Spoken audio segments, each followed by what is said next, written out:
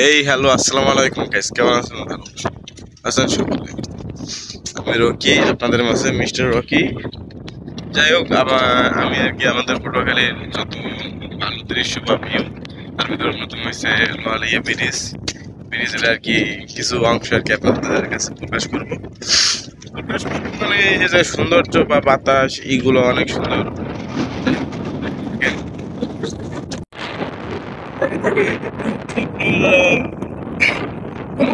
নদীর ভিতরে গেছে একদম ওই জায়গা থেকে পাহাড় পর্যন্ত চলে যাওয়া যায় এই ব্রিজের আর কি নদী। আর এই জায়গায় চর পড়ে গেছে, ওই জায়গা থেকে এই জায়গা থেকে চর পড়ে গেছে, যদিও আস্তে আস্তে পড়ছে এগুলো।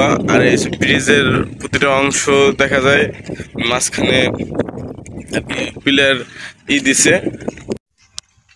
যদিও এই ব্রিজে সম্পূর্ণ কাজ হয় নাই, তারপরও এই ব্রিজ যতটুকু হয়েছে অতটুকু প্রকাশ করবো আমি।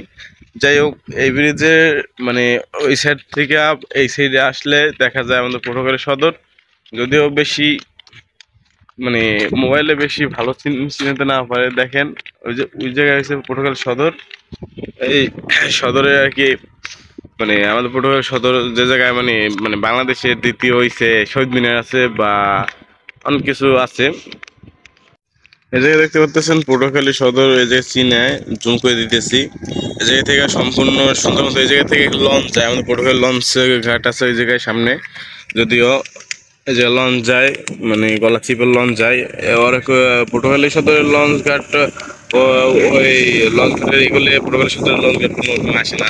যদি গলাচিপের লঞ্চ ঘাট এই জায়গা থেকে ডাইরেক্ট এই জায়গা থেকে এই নদী হইয়া ওই বড় নদী চলে যায়, গলাচিপে চলে যায় ডাইরেক্ট।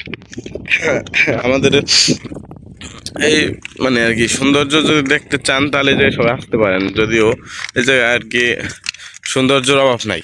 বাতাস যে বাতাসের কথা মনে কর, বাতাসে এই জায়গায় আসলে মনে চায় যে আমি ঘুমিয়ে পড়ি। যদিও বাসায় অনেক খুব গরম, তার জন্য এই জায়গায় আর কি আসলে আমি মনে করি যে সবচেয়ে বেস্ট হবে। এই জায়গা থেকে চিনা যাইতেছে আমাদের শ্বশুরবাড়ি ওই কালভার্টের ওই জায়গায় আর কি দেখাবো, আমি সবই দেখাবো ঘুরে ঘুরে। যদিও বিদেশটা বেশি আহামরি বড় না, 500 মিটারের মতো হবে। তারপরও এই জায়গায় মানে আর কি নদীর কারণে বা চরের কারণে অনেক সুন্দর দেখায়। তো দেখে এই জায়গায় আর কি মানে নানান বিকেলবেলা অনেক লোক আসে। আমি এখন বাজে 10টা, 10:30 এখন আসছি। এখন মোটামুটি খারাপ চিনে না, আমি একলা আসছি এই কারণে যে আমি নতুন ভিডিও করি, আমি ভিডিও করতে আমার খুব শরম লাগে বা লজ্জা লাগতেছে, এই কারণে আর কি।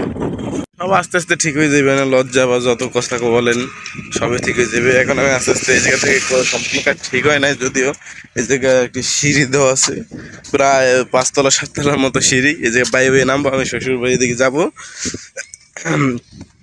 এই জায়গায় আর কি নিচে ব্রিজের কাজের কিছু অংশ আর কি দেখে মানে পেজ দেওয়া হয় নাই বা অনেক কিছু দেওয়া হয় নাই।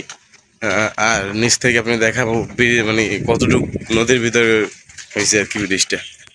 যে দেখতেছেন এই খোয়া ভাঙতেছে, এগুলো রাস্তায় দিবি। আর নদীটা কতটুকু ছোট নিচ থেকে অবশ্যই বুঝতে পারতেছেন। আর সিঁড়ি দেখেন, সিঁড়ি নামতে নামতে মানে পা ব্যথা হয়ে যাবে আর কি, আস্তে আস্তে নামতে নামতে পা ব্যথা হয়ে যাবে। তারপর আমি তো শ্বশুর বাড়ি যাবো, এই জন্য আমি আর কি নামতেছি।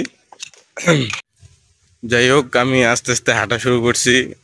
আমার শ্বশুর বাড়ি আর কি রওনা দিতেছি। যাই হোক, সামনে কিছুক্ষণ সামনেই এই জায়গা থেকে বর্তমানে আমাদের শহরে কিছু ছাত্র আন্দোলনের জন্য কিছু সমস্যা হইতেছে, এই জন্য গাড়ি ঘোড়া নাই। আমি এই জন্য আর কি আস্তে আস্তে হাঁটতে আছি। এই জায়গায় কত সুন্দর ভিউ আপনারা দেখতে পারবেন, ব্যাক ক্যামেরা দিয়ে দেখাই দিতেছি আপনাদের। নদীর পাড়ে তো এই জন্য আর কি হাঁটতে শান্তি লাগতেছে। বললাম না, এই ইটের ভাটার কথা, ইটের ভাটার পাশে সামনে আর কি আমাদের শ্বশুর বাড়ি, আমার শ্বশুর বাড়ি। যে বারবার মুখ থেকে ছুটে যায় আমাদের শ্বশুর বাড়ি, আমাদের শ্বশুর বাড়ি। দেখ, আমার নিজের শ্বশুর বাড়ি, আপনাদের না কিন্তু।